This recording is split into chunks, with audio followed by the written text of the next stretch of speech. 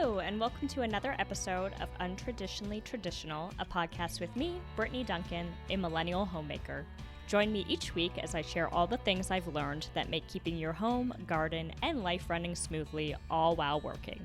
If you are enjoying the podcast, please be sure to subscribe in your favorite podcasting app so you get the episodes downloaded straight to you every Monday. Now, on to today's episode. Hello, and welcome back to another episode of Untraditionally Traditional, a millennial homemaker. This is your host, Brittany Duncan, and today I wanted to talk to y'all about sourdough starters specifically. I don't think I have enough time to explain all of sourdough on a Friday episode, but I wanted to talk about the starters because I think they are overcomplicated, to be honest. People are really intimidated by sourdough. I know I was, particularly the starter. What to do with it? How often do you feed it? Have I killed it? What do you do if, how can you kill it? All those things. So as I've been making sourdough now for a couple years, I wanted to kind of give you the lowdown of what's legit and what's not to be concerned about. So for a sourdough starter, getting one from somebody that you know already that has a sourdough starter would be my first recommendation. You can make your own, and if you are going to do that, I recommend Joshua Weissman.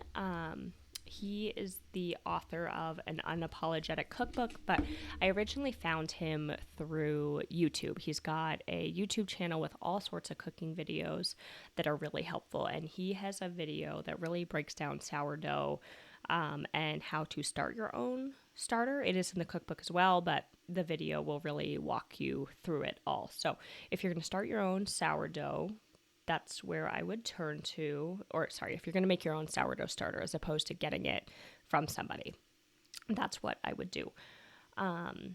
But for mine, I was really fortunate enough. There's this great restaurant in Stanley, Idaho called the Stanley Supper Club. And one of the owners, Heather, is an amazing baker, and she has the most delicious sourdough. And so I had asked her if she had any discard that she might be willing to share with me, and she did. And that sourdough starter has been going strong ever since. A tip, if you get a lot of sourdough starter at first or after your first feeding, when you end up with a larger quantity of it, you can take some of that sourdough starter and freeze it. I actually put 3 small containers of sourdough starter in the freezer when Heather gave me the starter at first. This basically is your backup plan, because if you ever do kill your sourdough starter, which I'm going to kind of debunk that's a little bit harder than people make it out to be, you would have a backup, and then you can just take that out of the freezer, let it thaw, and then feed that, and you have a starter again. So highly recommend that. If you have a freeze dryer, you can also freeze dry the sourdough starter. That's an option as well. Okay, but let's talk about the sourdough starter and feeding. You'll read constantly that you need to feed your sourdough starter every day or every 2 days. And quite frankly, that just isn't true in my experience. If, and here's the important if, you keep your sourdough starter in the refrigerator. So for Johnson and I, we're 2 people. While we love sourdough, we don't eat a ton of bread. So when I make a batch of sourdough, I make 4 mini loaves. It's the same recipe, but instead of baking 2 loaves, I bake 4. So they're half loaves. And that'll last us for a little bit. So I am not feeding my sourdough starter every day or every 2 days because I'm just not baking bread that often. And it would be a lot of waste because of the starter discard. For those of you that don't know, every time you feed your starter, essentially, and I probably have it in my notes here. When you feed your starter, you're only taking 25 grams of that mature starter to create your new starter. So anything over that 25 grams, they call starter discard, and you can bake with it a lot of recipes will be like, oh, just discard it. That's why it's called sourdough discard. Don't do that. I mean, I'm not going to tell you what to do. You can do it, but it makes great biscuits. You can make crackers out of it. You can put it into pancakes, muffins. There's lots of possibilities for the sourdough discard other than throwing it away. So King Arthur flour, they have a lot of sourdough discard recipes. So if you find that you end up with a lot of sourdough discard, check them out and try some of those recipes so that you're not wasting it. But with your sourdough starter, because you're only using that 25 grams of it, you just don't go through it that quickly if you are not baking a ton. So I keep mine in the refrigerator, and that is the crucial point that needs to be made note of. If you're keeping it on the counter, you do need to be feeding it regularly. But in the refrigerator, it almost like puts it to sleep. And then before I go to bake again, I will give it a feeding, and usually it bounces right back.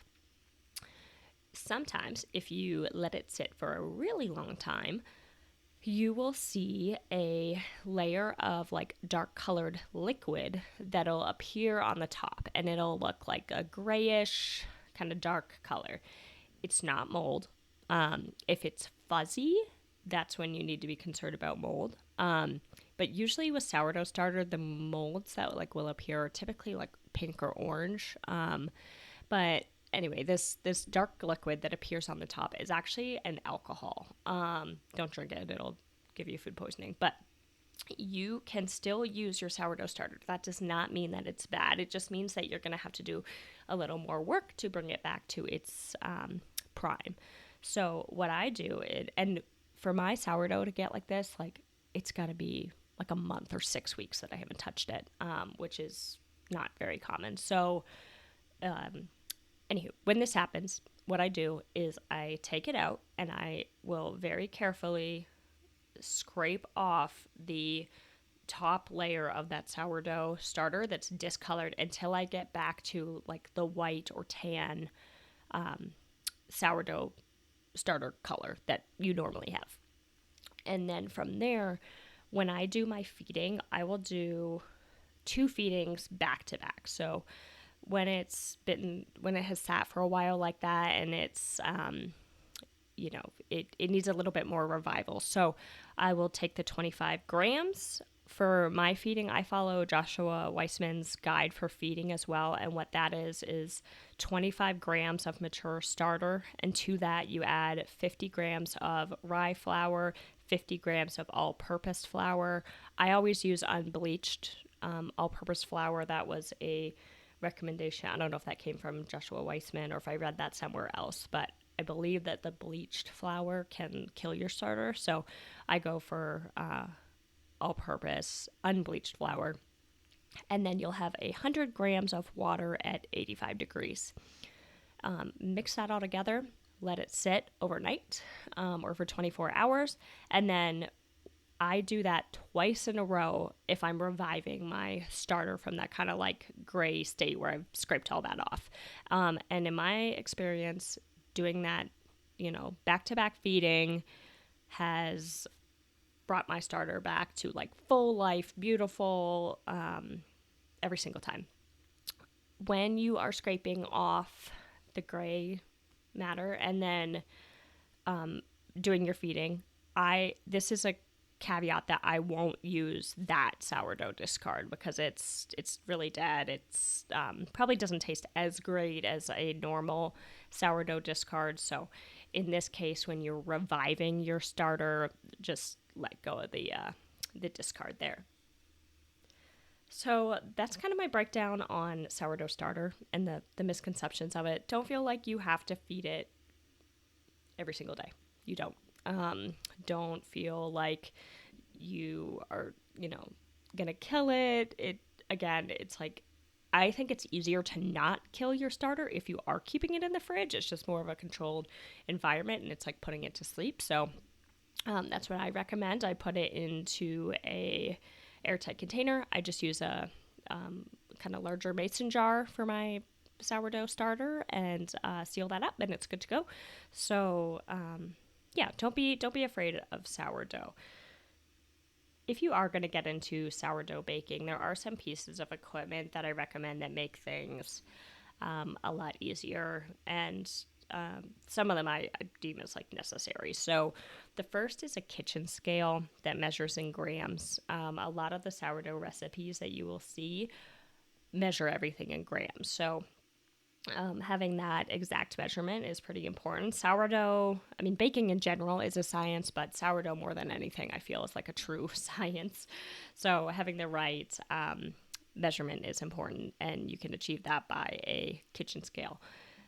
The other thing that's helpful is a thermometer. Doesn't have to be super fancy. I do have a nice thermometer that Johnson gave me for my birthday. It's either my birthday or Christmas last year, and it's phenomenal. I'll link it in the show notes. I've talked about it on my top 10 kitchen tools episode, which I'll also drop in the show notes. It's really, really great. So I have that thermometer, but before I had that thermometer, I honestly think I used one from like the dollar store.